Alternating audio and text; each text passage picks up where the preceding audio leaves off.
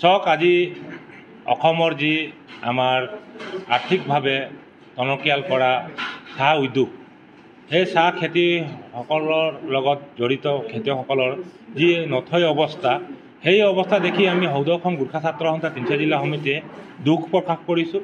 আৰু চৰকাৰে অনতিপলমে চাহ খেতিয়কসকলৰ বাবে উচিত মূল্য নিৰ্ধাৰণ কৰিব লাগে। বটলি ফেক্টৰীসমূহে যি ময়মতালি, সেই ময়মতালিসমূহ অতি শীঘ্ৰে নাকি লগাব লাগে। অন্যথা সৌদ অসম গোৰ্খা ছাত্ৰ সন্থা তিনিচুকীয়া জিলা সমিতি, সৌদ অসম ক্ষুদ্ৰ চাহ খেতিয়ক সন্থা তিনিচুকীয়া জিলা সমিতিয়ে যৌথভাৱে ৰাজপথত ওলাই আহিবলৈ বাধ্য হ'ম। আৰু আমি চৰকাৰক দাবী জনাব বিচাৰিছোঁ যে যিসমূহ খেতিয়কসকল আছে, আজি নিম্নগামী হোৱাৰ ফলত যিসকল খেতিয়কসকলৰ আৰ্থিক অৱস্থা নথৈ অৱস্থা হৈছে, সেইসকল খেতিয়কসকলক আৰ্থিকভাৱে এককালীন অনুদান আগবঢ়াব লাগে। আৰু যিসমূহ খেতিয়কসকলক একত্ৰিতকৰণ কৰি গোট হিচাপে তেওঁলোকক ফেক্টৰী পতাৰ ব্যৱস্থা কৰিব লাগে, যাতে খেতিয়কসকলে নিজৰ পাতসমূহ নিজৰ ফেক্টৰীতে বনাই মেলি বেচিব পাৰে। তেতিয়াহে আমি ভাবিছোঁ আমাৰ যি খেতিয়কসকলৰ সমস্যাসমূহ দূৰ হ'ব বুলি আমি অনুভৱ কৰিব পাৰিছোঁ।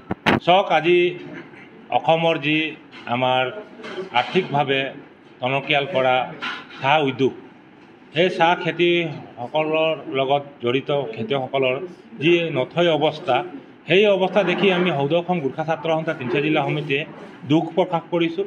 আৰু চৰকাৰে অনতিপলমে চাহ খেতিয়কসকলৰ বাবে উচিত মূল্য নিৰ্ধাৰণ কৰিব লাগে। বটলি ফেক্টৰীসমূহে যি ময়মতালি, সেই ময়মতালিসমূহ অতি শীঘ্ৰে নাকি লগাব লাগে। অন্যথা সৌদ অসম গোৰ্খা ছাত্ৰ সন্থা তিনিচুকীয়া জিলা সমিতি, সৌদ অসম ক্ষুদ্ৰ চাহ খেতিয়ক সন্থা তিনিচুকীয়া জিলা সমিতিয়ে যৌথভাৱে ৰাজপথত ওলাই আহিবলৈ বাধ্য হ'ম। আৰু আমি চৰকাৰক দাবী জনাব বিচাৰিছোঁ যে যিসমূহ খেতিয়কসকল আছে, আজি নিম্নগামী হোৱাৰ ফলত যিসকল খেতিয়কসকলৰ আৰ্থিক অৱস্থা নথৈ অৱস্থা হৈছে, সেইসকল খেতিয়কসকলক আৰ্থিকভাৱে এককালীন অনুদান আগবঢ়াব লাগে। আৰু যিসমূহ খেতিয়কসকলক একত্ৰিতকৰণ কৰি গোট হিচাপে তেওঁলোকক ফেক্টৰী পতাৰ ব্যৱস্থা কৰিব লাগে, যাতে খেতিয়কসকলে নিজৰ পাতসমূহ নিজৰ ফেক্টৰীতে বনাই মেলি বেচিব পাৰে।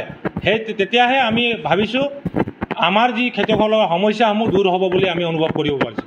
চাওক আজি অসমৰ যি আমাৰ আৰ্থিকভাৱে টনকিয়াল কৰা চাহ উদ্যোগ, সেই চাহ খেতিসকলৰ লগত জড়িত খেতিয়কসকলৰ যি নথৈ অৱস্থা, সেই অৱস্থা দেখি আমি সৌদ অসম গোৰ্খা ছাত্ৰ সন্থা তিনিচুকীয়া জিলা সমিতিয়ে দুখ প্ৰকাশ কৰিছোঁ।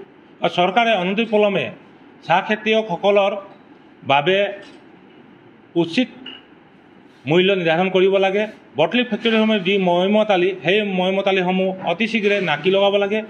অন্যথা সৌদ অসম গোৰ্খা ছাত্ৰ সন্থা তিনিচুকীয়া জিলা সমিতি, সৌদ অসম ক্ষুদ্ৰ চাহ খেতিয়ক সন্থা তিনিচুকীয়া জিলা সমিতিয়ে যৌথভাৱে ৰাজপথত ওলাই আহিবলৈ বাধ্য হ'ম।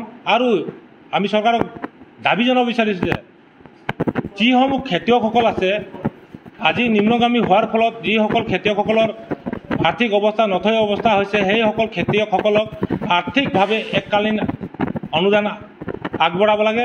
আৰু যিসমূহ খেতিয়কসকলক একত্ৰিতকৰণ কৰি গোট হিচাপে তেওঁলোকক ফেক্টৰী পতাৰ ব্যৱস্থা কৰিব লাগে, যাতে খেতিয়কসকলে নিজৰ পাতসমূহ নিজৰ ফেক্টৰীতে বনাই মেলি বেচিব পাৰে।